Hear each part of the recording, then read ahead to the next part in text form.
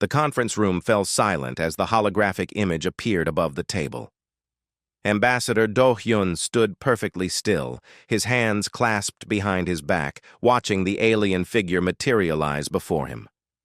The creature was tall, nearly 8 feet, with skin that shimmered like oil on water. Its 4 eyes studied him with obvious contempt. "I am Vorath, Supreme Commander of the Valthari Empire," the alien said. Its voice came through the translator as cold and sharp. "We have claimed this sector of space. Your world, which you call Earth, now belongs to the Empire. You will surrender immediately." Do-hyun did not move. He had prepared for this moment for 20 years. Everyone on Earth had prepared for this moment. "We decline," he said simply. The alien's eyes narrowed. All 4 of them. "You decline? Do you understand what you face?" "We control 847 star systems. We have conquered species that had mastered space travel when your ancestors were still living in caves. We have weapons that can crack planets like eggs." "I understand," Do-hyun replied. His voice was calm, almost gentle. "We still decline." Vorath leaned forward in the hologram. "Then you are fools. We will give you 72 hours to reconsider. After that, we will take your world by force. This is not a negotiation. This is a courtesy we extend only once." Do-hyun nodded slowly. "Then let me extend you a courtesy as well. A warning. Leave us alone, please. Just turn your ships around and leave us in peace." The alien made a sound that the translator interpreted as laughter. "You warn us? You, who have barely left your own solar system? You, who still fight wars among yourselves? You warn the Valthari Empire?" The hologram flickered with amusement. "We will see you in 3 days, human. Prepare to kneel." The image vanished. Do-hyun stood alone in the dark room for a moment, then touched his communication device. "It's done. They refused the warning. Activate protocol red." Across the solar system, lights began to turn on. Captain Yuna sat in the command chair of Sentinel-9, Earth's largest orbital defense station. Around her, the bridge crew worked at their stations with practiced efficiency. They had drilled for this day 1,000 times. Now it was real. "Status report," she said. Lieutenant Kwan looked up from his console. "All defense platforms are online. The asteroid belt is ready. Lunar batteries are charged. Mars stations report green across the board." Yuna nodded. "And the fleet?" "Admiral Minho is moving into position now. All ships are armed and ready." She watched the main screen, where Earth hung like a blue marble against the black. Beautiful. Worth protecting. Worth dying for. But that would not be necessary. Not if their plan worked. "They think we're weak," she said softly. "Let them," replied Kwan. "We warned them." 72 hours passed. The Valthari kept their promise. 50 warships dropped out of faster-than-light travel at the edge of Earth's solar system. They were massive vessels, each one larger than any building humans had ever constructed. Their weapons could destroy cities with a single shot. Their shields could withstand nuclear explosions. Commander Torath led the fleet. He had conquered 14 worlds in his career. This would be 15. The briefing had been simple. The humans would either surrender immediately or be destroyed as an example. Either way, the battle would last less than an hour. "Scan the system," he ordered. "Locate their military assets." His tactical officer studied the readings. "Sir, we're detecting minimal activity. A few orbital stations, some communication satellites. No significant military presence." Torath felt satisfaction settle over him. They had surrendered already, most likely. It happened often.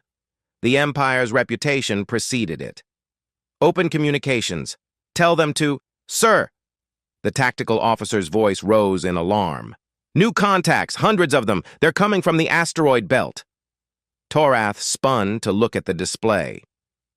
What had appeared to be simple mining stations were lighting up like stars. Energy signatures bloomed across his screen. Weapon signatures, massive ones. "Evasive maneuvers!" he shouted. But it was too late. The first railgun rounds hit his lead ships at a significant fraction of light speed.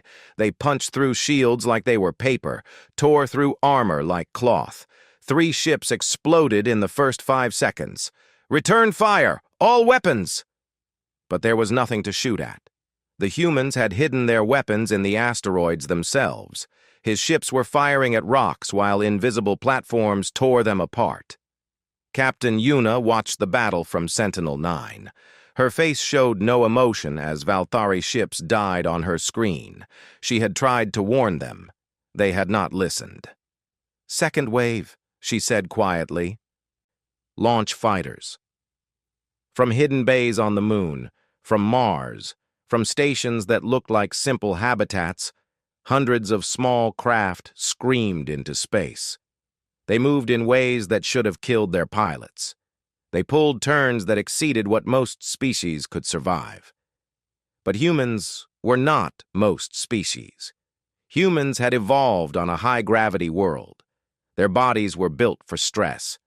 Lieutenant Sang-woo led his squadron through the enemy formation. His fighter was small, fast, and deadly. The Valthari tried to track him, but their targeting systems could not keep up. He fired missiles, lasers, mass drivers. His ship danced between enemy vessels like a shark among whales. "This is too easy!" his wingman shouted over the radio. "They're not even trying!"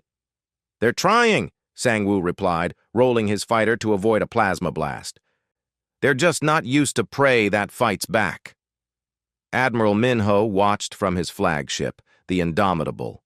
He was an old man, gray-haired and tired. He had hoped he would never see this day, but he had prepared for it anyway. All of them had. "Launch the boarding parties," he ordered. Assault ships rocketed toward the damaged Valthari vessels. Inside were Marines led by Major Jiwoo. She was young, strong, and angry. Angry that these aliens thought they could just take Earth. Angry that they had forced this fight. Her team cut through the hull of a Valthari cruiser. They moved through the corridors like shadows. The aliens inside were not soldiers. Not really. They were conquerors, used to fighting enemies who surrendered quickly. They had never faced humans before. Jiwoo's team took the ship in 12 minutes. Commander Torath could not believe what he was seeing. His fleet was dying. Of 50 ships, only 15 remained. The humans were everywhere. They fought like demons. They moved like ghosts. And their weapons should not exist. Technology like this should have taken centuries to develop. "Retreat," he finally ordered. "All ships retreat." His remaining vessels turned to run. The humans let them go, all except one. Torath's own ship shuddered as something locked onto it. Magnetic grapples. A human voice came over his communication system, speaking perfect Valthari. "This is Major Jiwoo of Earth Defense Forces. Your ship now belongs to us. Surrender and you will live. Resist and you will die. You have 10 seconds to decide." Torath looked around his bridge. His crew stared at him with fear in their eyes. They were warriors of the Empire. They did not surrender, but they did not want to die either. "We surrender," he said quietly. Captain Yuna stood in the command center of the captured Valthari ship. It was huge, intimidating, and now it was theirs. She looked at Commander Torath, who sat on the floor with his hands bound. "We warned you," she said. "We asked you to leave us alone." "You are primitives," Torath whispered. "How? How do you have such weapons?" Yuna smiled. It was not a kind smile. "We have had radio telescopes for over a century. We heard you out there, all of you, talking, broadcasting, confident that no one was listening. But we were listening, and we were learning, and we were preparing." She turned to the communication console. "Send a message to the Valthari Empire. Tell them what happened here. Tell them to stay away from Earth. Tell them we warned them." The message went out across the galaxy. In the Imperial capital, Supreme Commander Vorath received the report. He read it 3 times, not believing. 50 ships, destroyed or captured by primitives. He stood and looked out at his empire. 847 star systems, 3,000 years of conquest, and now, for the first time, a defeat. He called his fleet commanders. "Assemble the armada, all of it! Every ship, every weapon! We will show these humans what the Empire truly is." But deep in his mind, a small voice whispered a question he did not want to answer. If this was them unprepared, what would they be like when they were truly ready for war? The war room in Geneva was filled with screens showing star maps, ship positions, and intelligence reports. Admiral Minho stood at the center, his uniform crisp despite the long hours. Around him sat the leaders of Earth's military forces, scientists, and politicians. They all knew what was coming. 3,000 ships, said General Kihoon, his voice flat. The largest fleet the Valthari have ever assembled. They're calling it the Armada of Eternal Victory. Confident name, muttered Dr. Hana from her seat. She was the head of Earth's Weapons Research Division. Her gray hair was tied back, and her eyes showed the tiredness of too many sleepless nights. How long until they arrive? 2 weeks, Minho replied. They're gathering ships from across their empire. This isn't a raid. This is total war. Ambassador Do-hyun leaned back in his chair. We gave them a chance. We warned them twice. They chose this. The question is, said General Kihoon, can we survive it? 50 ships was one thing. 3,000 is another matter entirely. Minho smiled. It was a sad smile. We've been preparing for this since we first detected alien signals in 2089. That's 73 years of preparation, 73 years of building, planning, and hiding our true strength. The question isn't whether we can survive. He looked around the room. The question is how much of our hand we want to show. Dr. Hana pulled up a holographic display. Project Reaper is ready. We have 600 FTL missiles in orbit. Each one can cross the galaxy in hours and strike with the force of a small nuclear weapon. We also have the quantum jammers ready. Engineer Minji finished the last one yesterday. The Ghost Battalion? Asked Minho. Colonel Hyunwoo stood. He was a tall man with scars on his face and hands. My teams are deployed across 40 systems. We've been living in Valthari territory for 3 years now. They don't even know we're there. Give the word, and we can strike their supply lines, their communication hubs, their command centers. Minho nodded. Dr. Yunji, your report on the Valthari technology? A young woman stood up, adjusting her glasses. We've studied the captured ships thoroughly. Their technology is impressive, but it has a critical weakness. Everything in their empire runs through quantum communication nodes. Destroy those nodes, and their ships can't coordinate. Their fleets become blind. How many nodes? 217 major ones. We've mapped them all. The room fell quiet. Everyone understood what this meant. Earth had the capability to blind the entire Valthari Empire in a single coordinated strike. There's one more thing, said Engineer Minji, standing up. She was younger than most in the room, barely 30, but her mind was brilliant. We've been working on something bigger, true faster-than-light travel. Not the slow FTL the Valthari use. Instant travel, anywhere in the galaxy. Minho's eyes widened. Does it work? Dr. Sora tested it yesterday. We jumped a probe from Earth to Alpha Centauri instant, 0 travel time. The implications hit everyone at once. If humans could travel instantly anywhere, then nowhere in the galaxy was safe from them. My God, whispered Do-hyun, we really could win this. We were always going to win, said Minho quietly. The question was always how many of us would die doing it. He looked at the star map. But now we might not lose anyone at all. What are your orders, Admiral? Asked General Kihoon. Minho thought for a long moment. Then he straightened. "We show them mercy first. One last warning. If they ignore it, we hit them with everything. Colonel Hyunwoo, prepare your teams. Dr. Hana, arm the Reaper missiles. Engineer Minji, get that FTL system ready for our ships. We're going to end this war before it really begins." In orbit around the Valthari homeworld, Supreme Commander Vorath reviewed his fleet. 3,000 ships, the pride of the Empire. Weapons that had conquered countless worlds. This fleet had never been assembled all at once before. It did not need to be. Until now. "The humans will see this and despair," said his second-in-command. "They will beg for mercy." Vorath was not so certain. The report from Commander Torath haunted him. 50 ships lost. Humans with weapons that should not exist. Humans who fought like nothing he had ever seen. "Send the fleet to Earth," he ordered. "But proceed with caution. These humans, they are not what they seem." 2 weeks later, the Valthari Armada dropped out of FTL at the edge of Earth's solar system. 3,000 massive warships stretching across space like a metal ocean. Their weapons were charged. Their shields were up. They expected a hard fight. What they found was a single human ship waiting for them. Admiral Minho sat in the command chair of the Indomitable. His ship was alone, small compared to the massive fleet before him. But he was not afraid. "This is Admiral Minho of Earth Defense Forces," he said over the open channel. "You are here to conquer our world. We are here to give you one final chance. Turn around. Leave. Never come back. This is your last warning."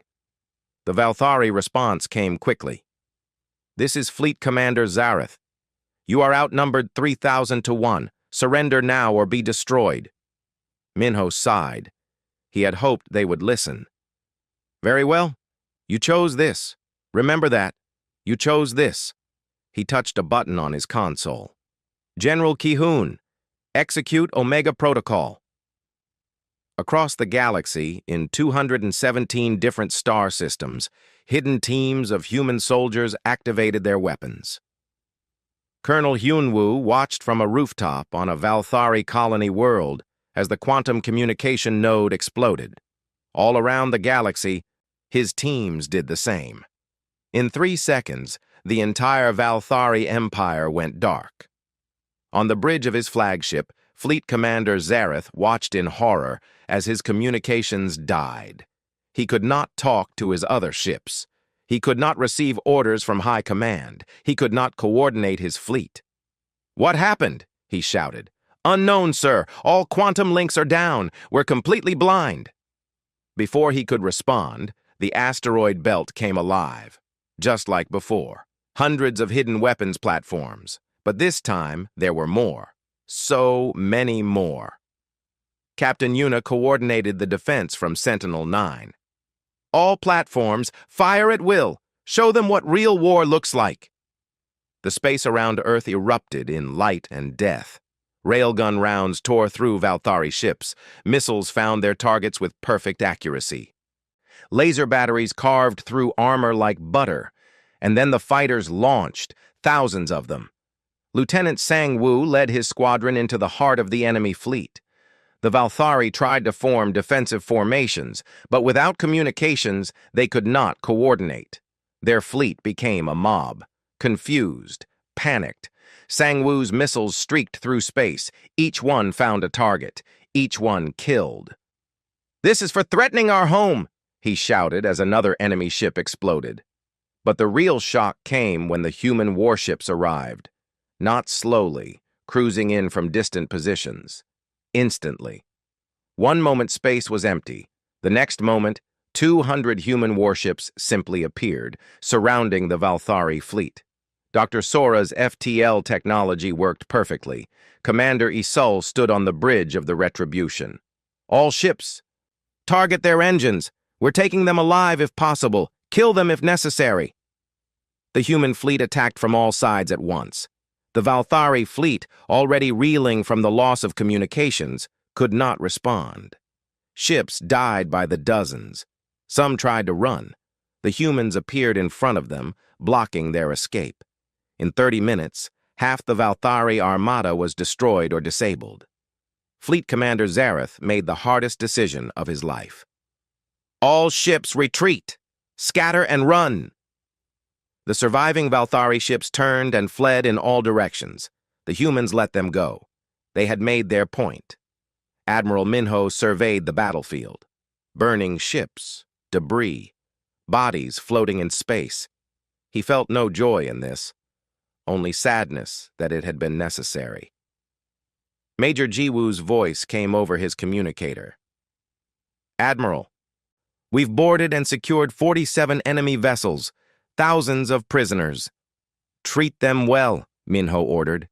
"Give them medical care, feed them, show them that we are not monsters." "Yes, sir." Minho opened a channel to the Valthari homeworld. "This is Admiral Minho. Your armada is destroyed. Your empire is blind. We can strike anywhere we want, anytime we want. But we don't want to. We never wanted this war. Stand down, negotiate, or we will end you." On the Valthari homeworld, Supreme Commander Vorath watched the reports come in. 3,000 ships, the greatest fleet ever assembled, destroyed in less than an hour. By humans, by primitives who had barely left their own star system. For the first time in 3,000 years, the Valthari Empire knew fear. Supreme Commander Vorath stood in his throne room, staring at the holographic reports floating before him. Each one showed the same terrible truth. His empire was falling apart. Communication nodes destroyed across 200 star systems. His greatest fleet scattered and broken. Hundreds of worlds unable to contact each other or the capital, and the humans were everywhere. "How?" he whispered. "How did we not see this?" His advisor, an old Valthari named Koreth, stood beside him. "They hid, Supreme Commander. For decades they hid their true strength. While we watched them through our telescopes, they watched us back. While we dismissed them as primitives, they studied us. They learned our language, our technology, our weaknesses." Vorath slammed his fist on the armrest of his throne. "Primitives do not have faster-than-light travel. Primitives do not have weapons that can kill a battleship in one shot. Primitives do not plan for decades." "Perhaps," said Koreth softly, "they were never primitive at all." A message arrived. From Earth. Vorath almost did not want to open it, but he had to know. Admiral Minho's face appeared in the hologram. He looked tired but determined. "Supreme Commander Vorath, we know you are considering your options. We know your War Council is debating whether to continue this fight. Let me save you some time. You cannot win. You have already lost."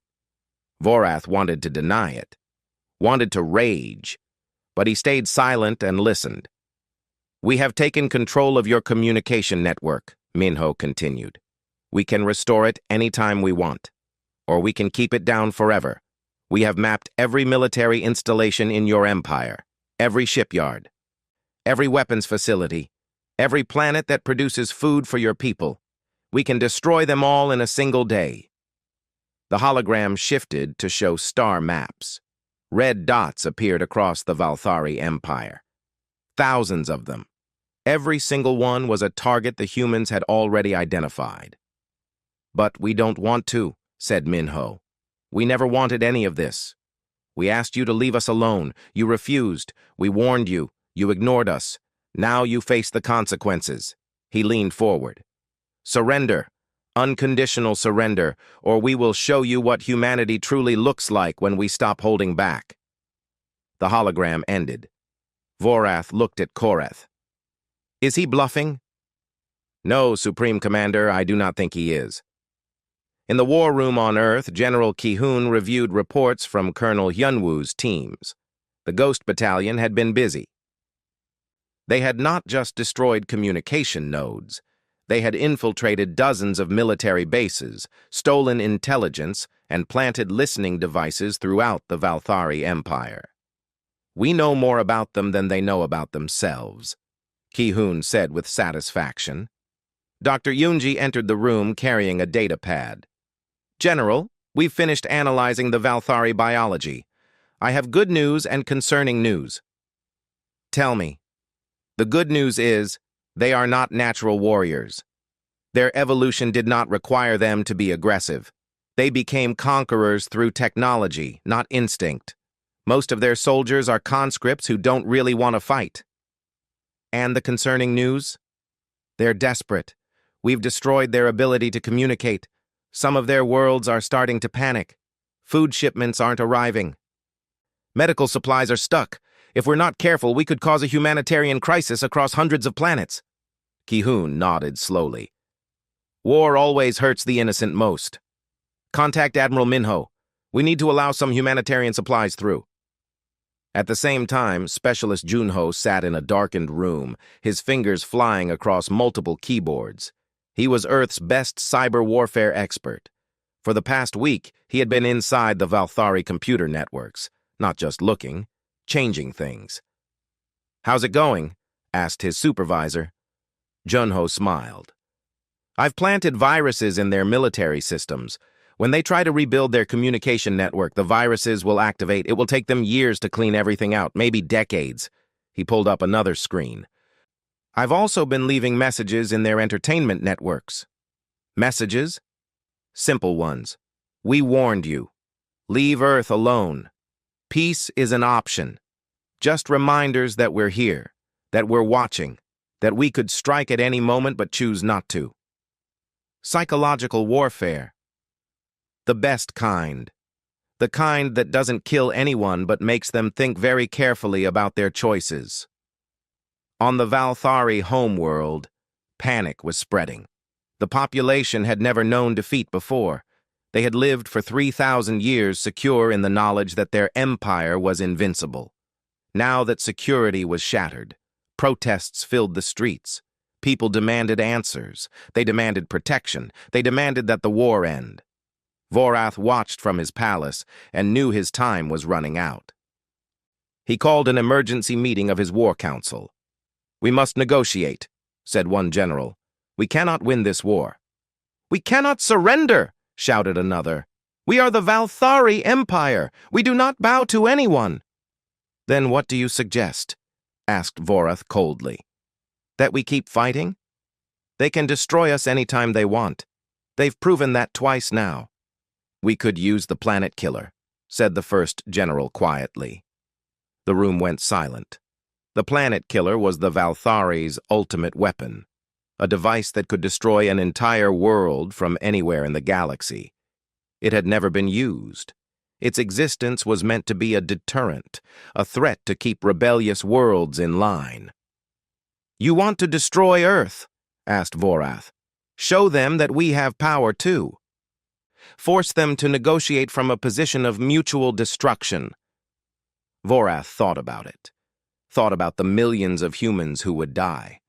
Thought about the revenge that would surely follow. But he also thought about his empire. About 3,000 years of history.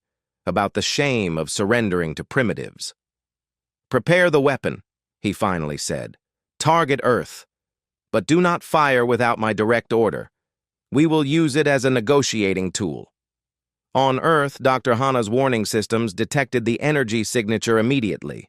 She ran to the command center, her heart pounding. "Admiral!" she shouted as she burst in. "The Valthari are charging a planet-killer weapon, targeting Earth!" Minho's face went pale. "How long until it fires?" "Could be hours, could be days. But once it fires, we have no defense. That weapon travels at light speed. We won't know it's coming until it hits." Minho made a decision instantly.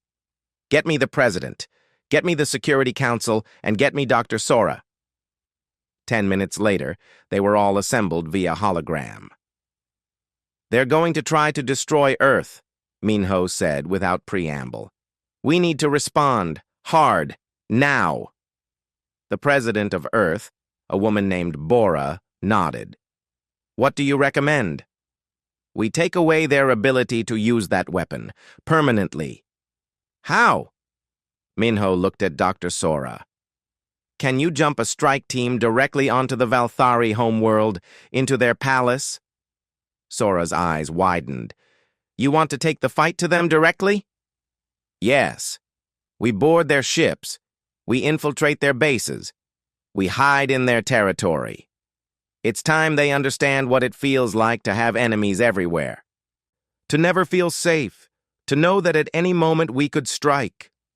Colonel Hyunwoo grinned. It was not a pleasant grin. My teams are ready. We've been waiting for this order. This is an act of war beyond anything we've done so far, warned Ambassador Do-Yun. Attacking their homeworld directly, their seat of government. There's no going back from this. They tried to kill our entire planet, Minho said flatly. They fired first. We warned them, multiple times. Now we finish this. President Bora was quiet for a long moment. Then she nodded. Do it. End this war. But Colonel Hyunwoo, try to minimize civilian casualties. We're better than they are. We need to prove it. Understood, ma'am. That night, while the Valthari homeworld slept, 50 human soldiers appeared out of nowhere in the throne room of the Imperial Palace. Colonel Hyunwoo led them. They moved like ghosts, their weapons ready, their faces hard. They found Vorath in his private chambers, surrounded by guards. The guards never had a chance. The humans moved too fast, fought too well. In 90 seconds, every guard was unconscious or dead, and Hyunwoo held a gun to Vorath's head. Supreme Commander, Hyunwoo said softly, you tried to destroy our world.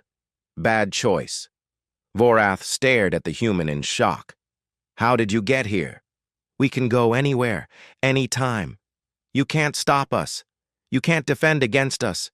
You can't hide from us. Hyunwoo pressed the gun harder against Vorath's skull. Now, you're going to order that planet killer stood down. Then you're going to surrender. Unconditionally, or I'm going to paint these nice walls with your brain. Your choice. You have 5 seconds. Vorath had lived for 300 years. He had conquered 14 star systems personally. He had never known fear before. Now he knew nothing but fear. I surrender, he whispered. I surrender. The broadcast went out across the entire Valthari Empire. Supreme Commander Vorath sat in his throne room, but this time he was not alone. Colonel Hyunwoo stood behind him, a gun held casually but ready. Around the room, human soldiers stood guard. They had taken the Imperial Palace in less than 20 minutes. Vorath looked into the camera and spoke words he never thought he would say. People of the Valthari Empire, I am ordering an immediate ceasefire. All military operations against humanity are to stop at once. All ships are to stand down. We have lost this war. The reaction across the empire was immediate. Some cheered, grateful the killing would stop. Some wept at the shame.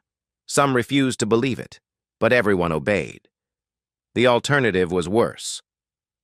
On Earth, Ambassador Do-Yun watched the broadcast with mixed feelings. They had won. Earth was safe. But the cost of that safety was visible in Vorath's eyes. The old commander looked broken. I almost feel sorry for him, Do-Yun said quietly. Admiral Minho stood beside him. Don't.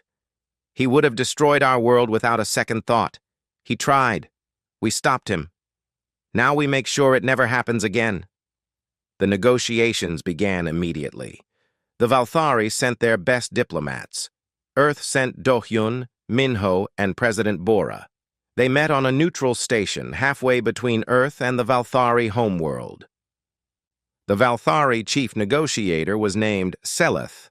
She was old, even by their long-lived standards, and she had seen enough war to hate it. What are your terms? She asked Do-Hyun. He slid a data pad across the table. Read them. Seleth read in silence. Her face showed no emotion, but her hands trembled slightly. These terms are harsh. They are fair, Do-Hyun replied. You started a war. You lost. These are the consequences. You want us to release 300 subject worlds to independence. You want us to pay reparations. You want observers on our homeworld. You want to reduce our military to 1/10 its current size. Yes. This will destroy our empire. No, said President Bora, speaking for the first time. It will transform your empire into something better. Those 300 worlds you conquered, they don't want to be part of your empire. Let them go. The reparations, they're to rebuild what you destroyed. The observers, they're to make sure you don't start another war. And the military reduction, you don't need a big military if you're not trying to conquer people. Seleth was quiet for a long moment. And if we refuse? Minho leaned forward. Then we remove you from power, all of you. We install new leadership, leaders who will accept these terms, or... He paused. Or we do it the hard way. We occupy your worlds. We dismantle your government piece by piece. We make you an example to every other empire in the galaxy. You would not. We already have, said Minho quietly. We took your capital. We took your leader. We took control of your entire communication network. We did all of this in less than a month. Don't think we won't finish the job if you force us to. Seleth looked at the data pad again. Then she looked at her own advisors. They all nodded reluctantly. We accept. The Treaty of New Earth was signed 1 week later. The ceremony was broadcast across the galaxy. Hundreds of alien species watched as the mighty Valthari Empire bent the knee to humanity. It changed everything. Captain Yuna stood on the observation deck of Sentinel-9, looking down at Earth. She had been promoted. Now she was coordinator of galactic defense. It was a title that didn't exist a month ago. Now it was one of the most important positions in human government. Her second-in-command, Lieutenant Quan, joined her. The first freed worlds are celebrating. They're calling us liberators. We're not liberators, Yuna said softly. We're just people who defended our home. The fact that it helped them is good, but it wasn't why we did it. Does the reason matter if the result is good? I don't know. Ask me in 10 years. Across the galaxy, the 300 freed worlds were adjusting to their new independence. Some celebrated, some struggled, some didn't know what to do without the Empire telling them what to do.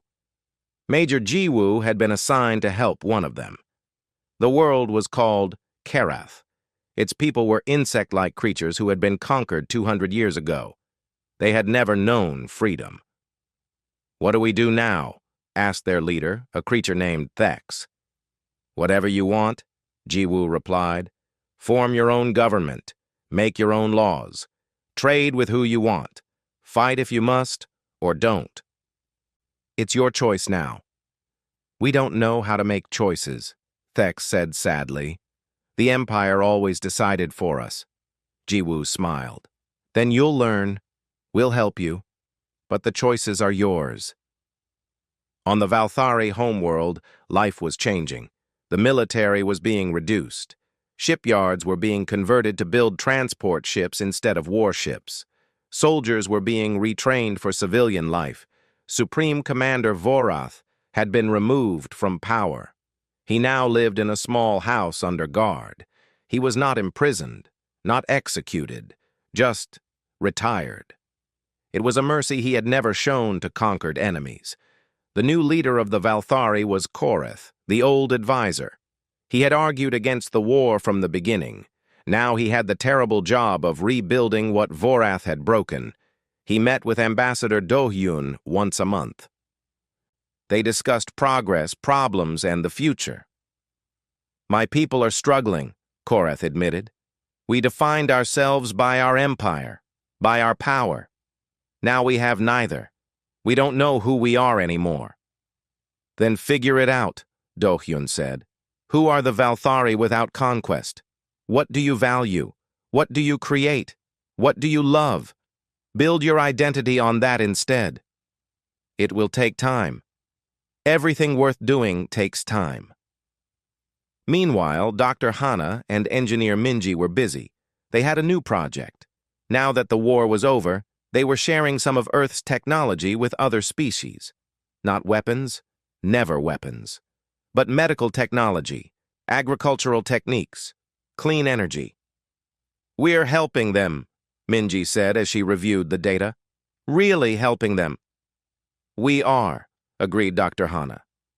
"But we're also making sure they remember who helped them, making allies, building relationships, so that if another threat comes, we won't face it alone." "That's very strategic." "It's very human," Hana replied. "We help people. But we also remember that trust must be earned, not given freely." Lieutenant Sang-woo had retired from combat flying. He now ran a training academy, teaching the next generation of pilots. Young people from Earth and from the freed worlds came to learn from him. "Why do you fight?" asked one student, a young human woman named Nari. "I don't anymore," Sang-woo replied. "But when I did, it was to protect people who couldn't protect themselves. That's the only good reason to fight. Not for conquest, not for glory, for protection. What if we have to fight again? Then you'll be ready. But you'll also try everything else first. War should always be the last option. Always." In a classroom on Earth, historian Jinho taught students about the war. It had only been 6 months, but already it felt like ancient history.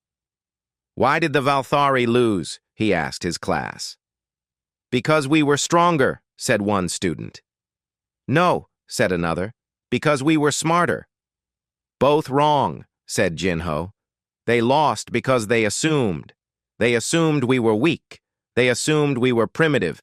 They assumed we would surrender. Never assume. Always verify. That's the lesson." A student raised her hand. "Professor, will there be another war?" Jinho sighed. "Probably. There are thousands of species in the galaxy, millions of worlds. Eventually, someone else will make the same mistake the Valthari did. They'll see us and think we're easy prey, and we'll have to show them they're wrong. Will we always win? I don't know, but we'll always fight, and we'll always try to warn them first." On a distant world called Kroth, the leaders of the Krothian dominance heard about the human victory. They studied the reports, they watched the battles, and they began to make plans. "These humans are dangerous," said their war chief, a massive creature covered in scales. "They are far away," said another, "and busy with their new responsibilities. We could expand in a different direction, avoid them entirely." "Or," said the war chief slowly, "we could strike now, while they're distracted, while they're stretched thin managing the Valthari surrender.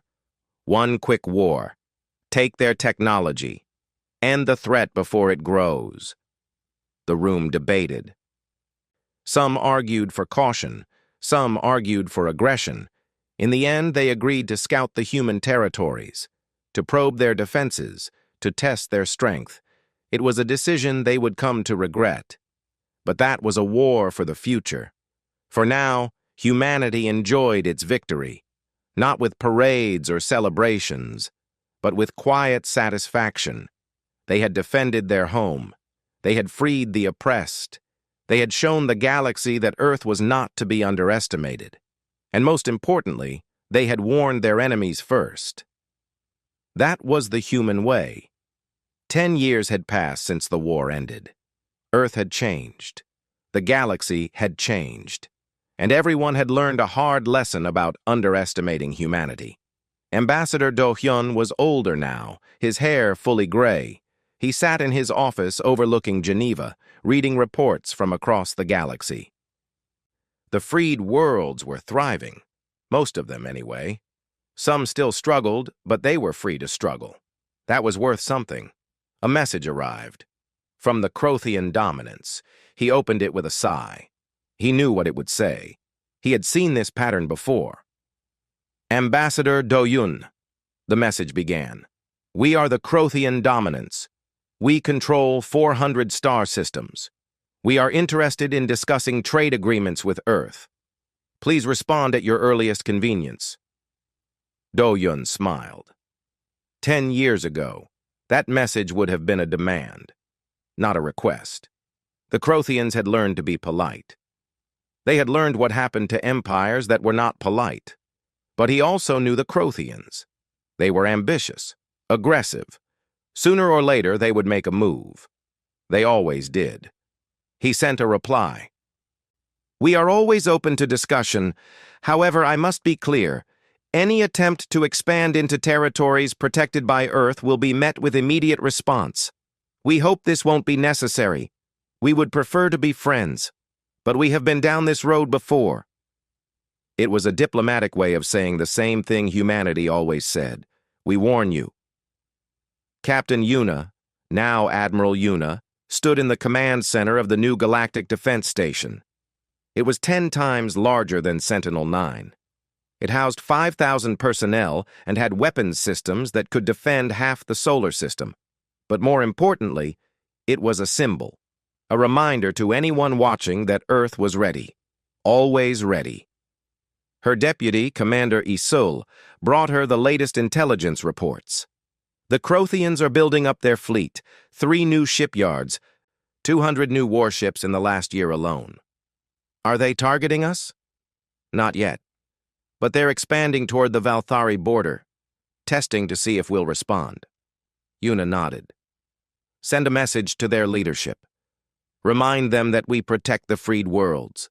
If they attack any of them, they attack us. That's a strong commitment, Admiral. It's the right commitment. We freed those worlds. We owe them protection. Besides, Yuna smiled coldly, the Crothians need to understand the same lesson the Valthari learned. You don't poke sleeping wolves. On the Valthari homeworld, Koreth walked through the streets of the capital. The city had changed. Instead of monuments to conquest, there were now parks and schools. Instead of military parades, there were festivals and art shows. The Valthari were learning to be something other than conquerors. It was hard. Some of the older generation hated it. They missed the glory days. But the younger generation? They were growing up in a different world, a better world. Koreth met with a young Valthari named Esthin. She was a student, studying engineering at the new university. What will you do when you graduate? Koreth asked. I want to build things, Esthin said enthusiastically. Not weapons, real things. Ships that explore, not conquer. Stations that house families, not soldiers. The humans showed us there's more to life than war. Do you resent them for defeating us? Esthin thought about it. My grandfather does. He was a fleet commander. He lost everything when the Empire fell. But me? I was 10 when the war happened. I remember being scared. I remember the broadcasts about the Great Fleet. I remember when it came back broken. She looked at Koreth. The humans could have destroyed us. They didn't. They gave us a chance to be better. I'm grateful for that. Koreth smiled. Perhaps there was hope after all. Colonel Hyunwoo, now General Hyunwoo, led the Ghost Battalion in a very different mission. They were no longer saboteurs. They were peacekeepers. When disputes arose between worlds, when conflicts threatened to turn violent, Earth sent the Ghost Battalion. They didn't fight. They mediated. They protected. They showed that strength could be used for peace, not just war. It's strange, said one of his soldiers, a young man named Taeyang. We trained to kill. Now we're training to save. We always train to save, Hyunwoo replied. That's what soldiers do. We protect. We defend. Killing is just one tool, not the only one. Not even the best one. Dr. Hana had retired from weapons research. She now worked on medical technology. Her team had developed treatments for diseases that affected multiple alien species. Thousands of lives saved by technology that once would have destroyed them. Do you miss it?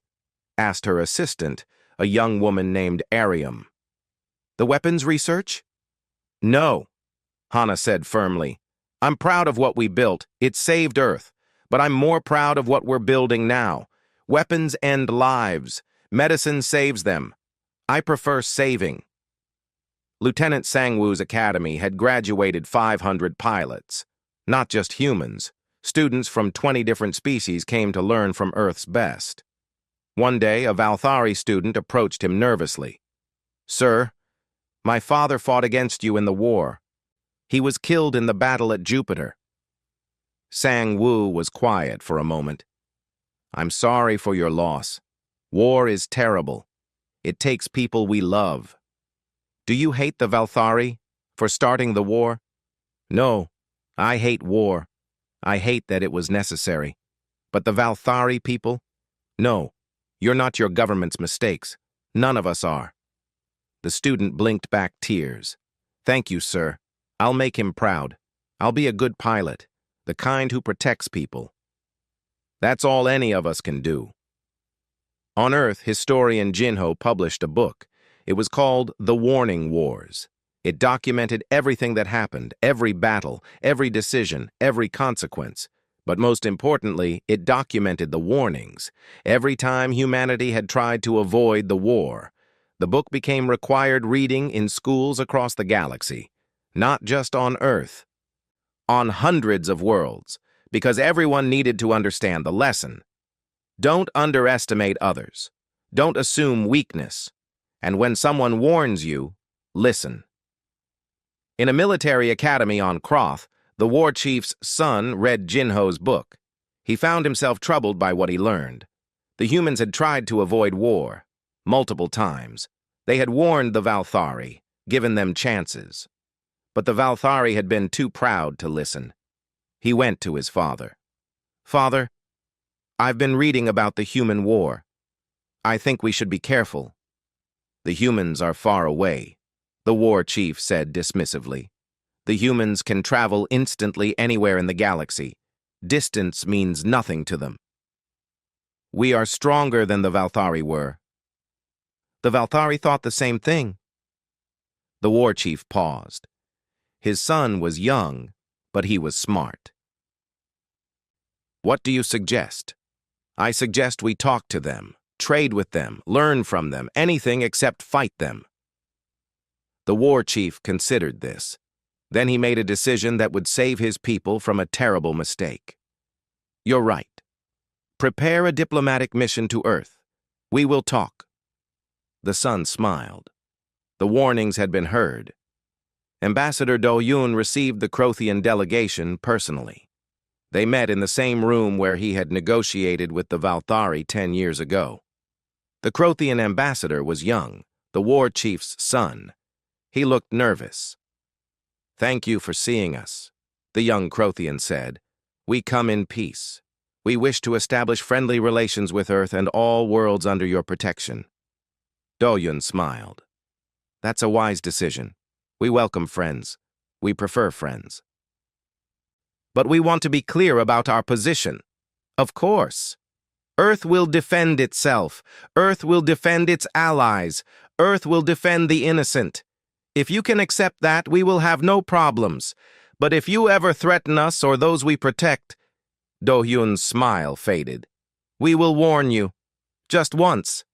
And then we will show you what we showed the Valthari." The young Crothian nodded seriously. "I have read the histories. I understand. My people will not make the same mistake." "Then welcome," Do-Hyun said, his smile returning. "Let's build something better together." That night, Do-Hyun stood on his balcony looking up at the stars. Somewhere out there, the Valthari were rebuilding. The freed worlds were thriving. The Crothians were choosing wisdom over war, but he knew it wouldn't last forever. Eventually, someone else would test humanity, someone who hadn't heard the stories, someone who thought they were different, special, strong enough to win, and humanity would warn them, just like they always did, because that was the human way. Prepare for the worst, hope for the best, warn your enemies, protect your friends, and never ever stop being ready. Captain Yuna had said it best 10 years ago, 3 words that had become Earth's motto. 3 words now written in every language, displayed on every human ship, taught to every human child. 3 words that the galaxy had learned to fear and respect. We warned you, and they had. They always had. They always would.